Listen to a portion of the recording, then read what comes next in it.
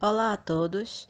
Neste vídeo eu vou mostrar a vocês várias imagens em vídeo e fotografia que foram feitas durante alguns passeios com um tio meu pelo Centro Histórico de Olinda, município do estado de Pernambuco, entre junho e julho de 2021. O Centro Histórico de Olinda também é conhecido por Cidade Alta, termo que irei usar algumas vezes nesse vídeo. Nessa parte da cidade há muitas igrejas, casas e outros monumentos históricos, como esta primeira igreja que aparece em meu vídeo. Esta é a igreja de Nossa Senhora de Guadalupe, construída entre os anos de 1626 e 1629. Essa foi a primeira igreja brasileira a ser dedicada a Nossa Senhora de Guadalupe, que é a padroeira do México. Na época em que essa igreja foi construída, Portugal era parte do governo espanhol. Daí, podemos compreender a razão pela qual uma igreja em Olinda leva o nome da Santa Padroeira Mexicana.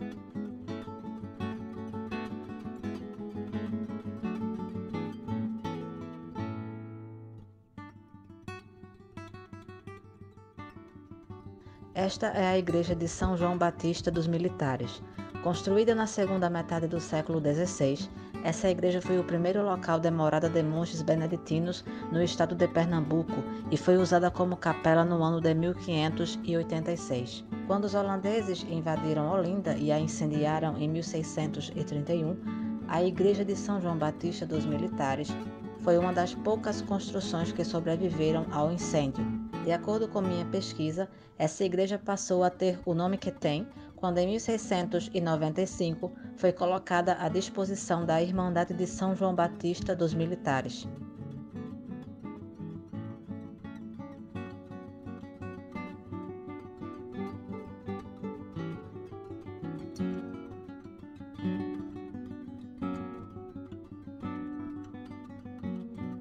A terceira igreja que aparece em meu vídeo é a igreja de Nossa Senhora do Amparo, localizada no Largo do Amparo. Essa igreja foi construída em 1613. Na época em que ocorreu o incêndio provocado pelos invasores holandeses, uma parte da igreja de Nossa Senhora do Amparo foi destruída, como ocorreu com a igreja que mencionei anteriormente. Sua reconstrução ocorreu em 1644. A maioria das igrejas que vocês verão nesse vídeo estava fechada quando passeei pela Cidade Alta. Assim sendo, não pude entrar em grande parte delas para fazer imagens do interior.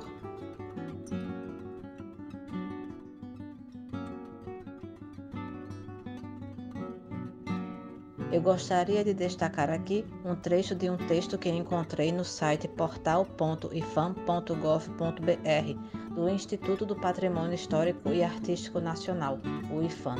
Abre aspas. A cidade guarda sua relação com a paisagem local e com o mar, com as características de sua arquitetura vernacular, manifestação cultural herdada de Portugal e adaptada ao meio, e assimilada a ponto de adquirir sua própria personalidade e mantê-la ao longo dos tempos. A zona urbana das colinas não mudou sensivelmente ao longo dos últimos 2 séculos, o que permitiu a preservação de seu aspecto arquitetônico. Fecha aspas. Mais à frente, é dito que, abre aspas, Olinda é uma cidade predominantemente residencial, marcada por espaços pequenos, pelo casario e seus quintais arborizados com muitas espécies frutíferas trazidas pelos colonizadores. Os espaços maiores foram reservados aos largos e praças, que, definidos pelos edifícios religiosos, são responsáveis em grande parte pela estruturação da malha urbana. O traçado irregular, que segue as cristas das colinas, remete às cidades medievais. Casas e muros definem as ruas tortuosas e ladeiras íngremes. Seu acervo representativo de várias épocas integra-se de maneira exemplar ao sítio físico, formando um conjunto peculiar, cuja atmosfera é garantida pela presença do mar e da vegetação. Merecem destaque especial os raros exemplares de edifícios sacros, remanescentes do século XVI. Fecha aspas. Durante nossos passeios, nós subimos em direção ao Mercado da Ribeira, e nessa subida pudemos ver, entre outros detalhes da antiga arquitetura do lugar, construções com azulejo português. O lugar onde está a Sociedade Beneficente de Artistas e Operários de Olinda, por exemplo, é coberto na frente com esse tipo de azulejo.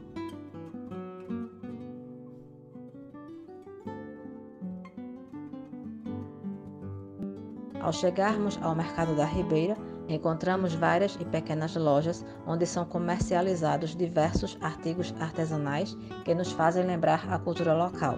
Nesse mercado, encontramos uma grande quantidade de itens que os visitantes podem comprar, como chapéus, gravuras em cerâmica, quadros de madeira entalhada com temáticas da cidade de Olinda, licores, chaveiros, entre tantos outros itens.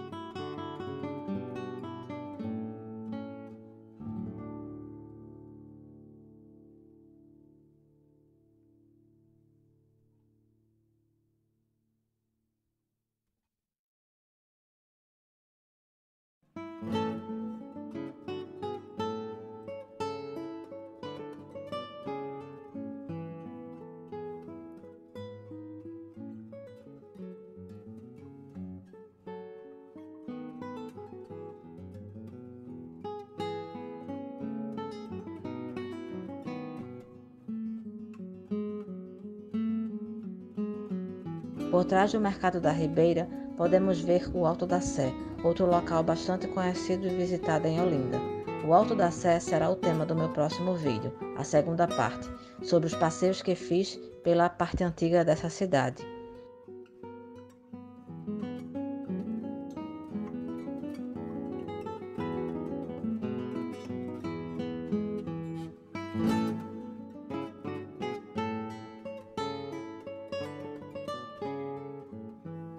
Do Mercado da Ribeira, seguimos em direção à Basílica e ao Mosteiro de São Bento. A caminhada do Mercado da Ribeira até a Basílica e o Mosteiro de São Bento leva alguns minutos, talvez uns 10 minutos.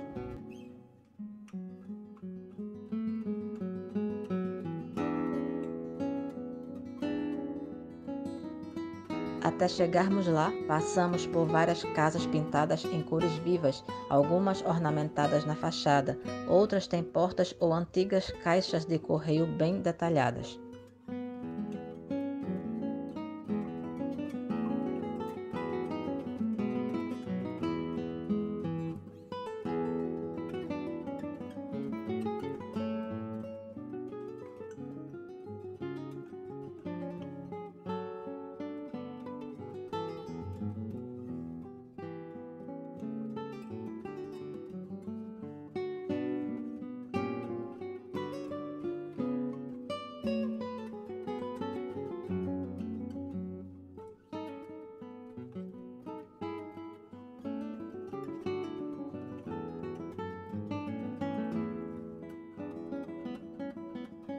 Já bem próximos da Basílica e do Mosteiro de São Bento, passamos pela Praça Monsenhor Fabrício e pelo prédio onde está a Prefeitura da cidade de Olinda.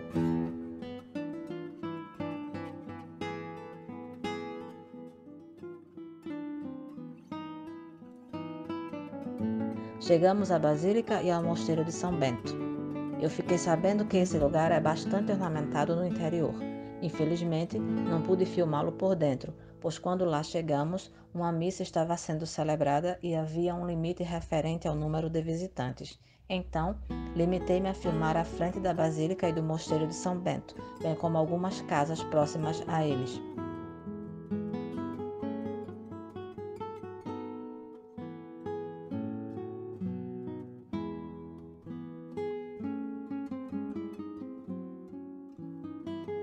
O Mosteiro de São Bento foi o primeiro mosteiro beneditino a ser construído no Brasil.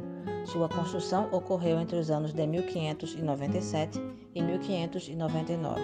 Devido à sua importância histórica e arquitetônica, esse local foi tombado como Patrimônio Histórico da Humanidade pela Organização das Nações Unidas para a Educação, a Ciência e a Cultura, a Unesco. Durante o incêndio causado pelos holandeses em 1631, o mosteiro foi destruído.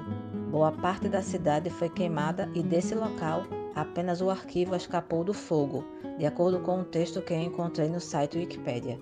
Nesse texto é afirmado que, abre aspas, o mosteiro foi em breve reconstruído, voltando ao funcionamento em 1656 e sendo subsequentemente ampliado. Nos diversos espaços internos do mosteiro podem ser apreciadas muitas peças de alto valor artístico, como sanefas de talha dourada, gradis de jacarandá, pinturas de episódios da vida de São Bento, retratos de antigos abades e mestres da ordem beneditina no país, além do rico mobiliário. E em seu claustro estão sepultados vários monges que viveram na abadia. Fecha aspas. Quanto à atual igreja de São Bento, sua construção teve início em cerca de 1660, finalizando em 1761. No mesmo texto, do qual li anteriormente um trecho sobre o mosteiro de São Bento, é afirmado o seguinte, abre aspas, da decoração interna destaca-se o magnífico altar-mor em madeira de cedro e inteiramente folheado a ouro, construído entre 1783 e 1786, sendo um dos exemplares mais belos e significativos de talha dourada no Brasil. No seu centro está a imagem de São Bento, ladeada por São Gregório Magno e por Santa Escolástica. Fecha aspas.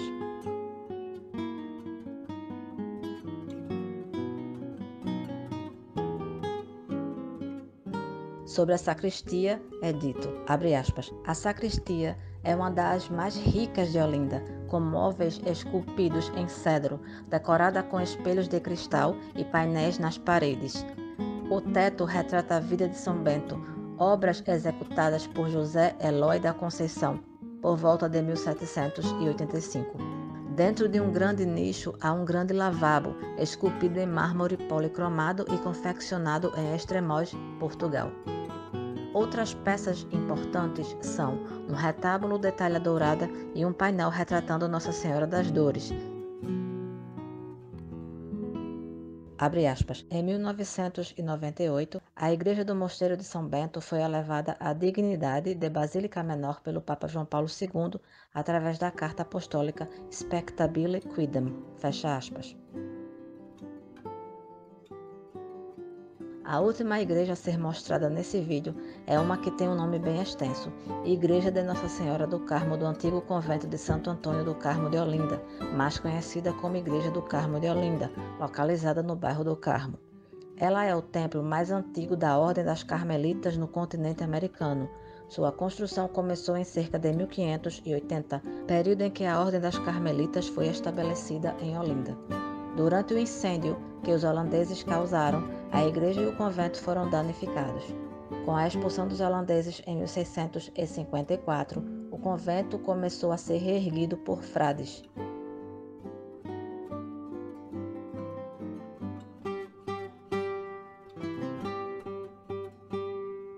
Em 1704, foram realizados diversos trabalhos internos nesse lugar e um cruzeiro foi colocado na frente do templo. Em 1897, mais restauros foram feitos na igreja e, entre os anos de 1966 e 1968, o IPHAN foi responsável por novos reparos, abre aspas, que devolveram à igreja seu traçado primitivo, que, segundo José Luiz Mota Menezes, mostra a influência maneirista da escola de Vignola, mesclada a elementos barrocos, que proporcionaram à igreja ter novamente o seu traçado original. Fecha aspas, de acordo com um texto publicado no site Wikipédia sobre o local.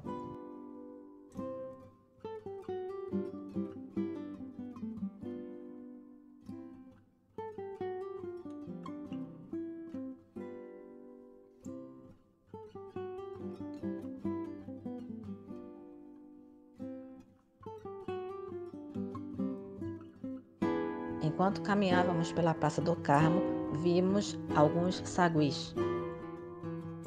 Há diversos termos que as pessoas utilizam ao se referirem ao sagui.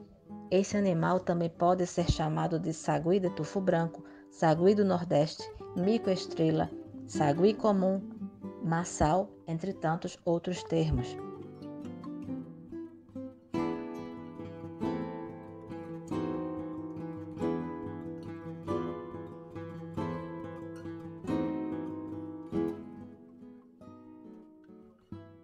Da Praça do Carmo, fomos à Praça João Alfredo, onde há o sobrado mourisco, a Igreja de São Pedro Apóstolo, um belo casarão vermelho e branco, entre outras antigas construções.